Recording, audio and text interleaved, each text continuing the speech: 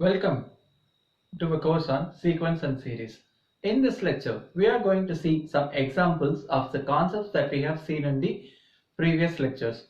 Let us get into it.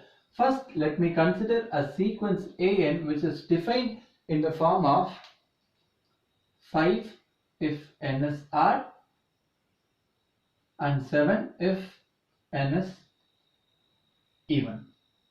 Okay, and let me define Bn in the form of 1 if my n is a multiple of 3n and 10 minus 11 for the cases n is of this form and n is of this form. Okay, now the basic question that I would like to put now is, are these sequences convergent? No, because you may notice here that the sequences is kind of a constant sequence. Like R terms 5 7 5 7 5 7 5 7, it goes this way. Okay, when here it is going in the way that 10 minus 11 1, 10 minus 11 1, 10 minus 11 1, and it is going this way. When your n approaches infinity, you don't know what value will you get, right? And hence these two sequences are not convergent. Okay, now the basic question that I would like to put now is, are any subsequence of these sequences converge? Yes. Here in this sequence, if you consider only the odd terms, okay, that is a1 a3 a5 a7, if you are going to consider only these terms, are any subsequence of this sequence that converges to 5, and the same is applicable for the even sequences, even terms, and that converges to 7. Okay, here you may identify three subsequences which converges to 1, 10 and minus 11 respectively, and when you find the maximum possible subsequence and take any subsequence of those sequences, that also converges, right?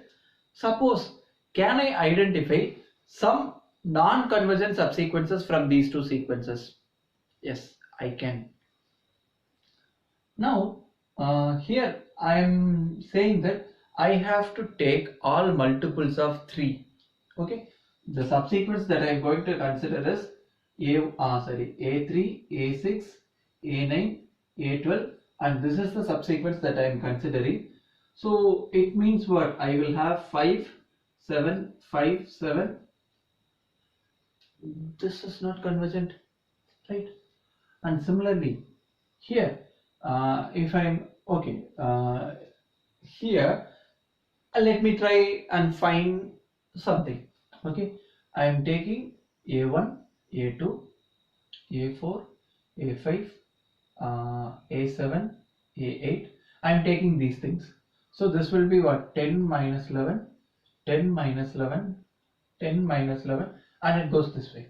Okay, if you want to construct any other subsequences which do not converge, that also you may try and explore. Okay, now let us come to calculations, right, of finding subsequential limits. Here, what can be the subsequential limits? We'll have to identify some convergent subsequences out of these sequences and look for the limits of those convergent subsequences. Okay, here the subsequential limits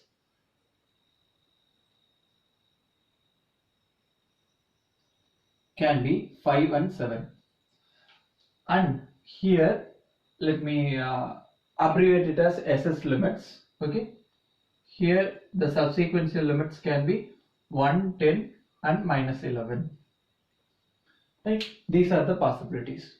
Now let me perform an plus bn, this operation. Now let us do algebra of sequences here and see what happens. Okay, what is going to be an plus bn? Okay, first instead of writing in a general form, let us try and write term base.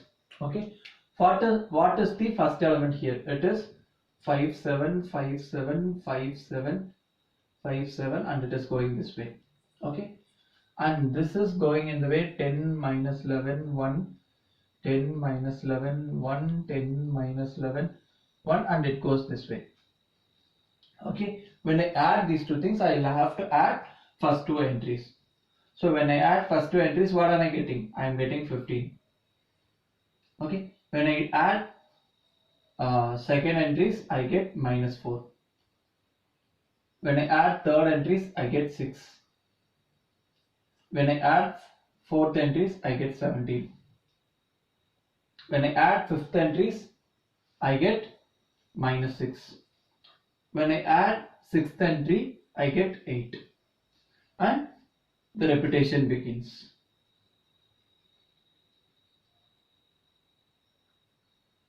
Right?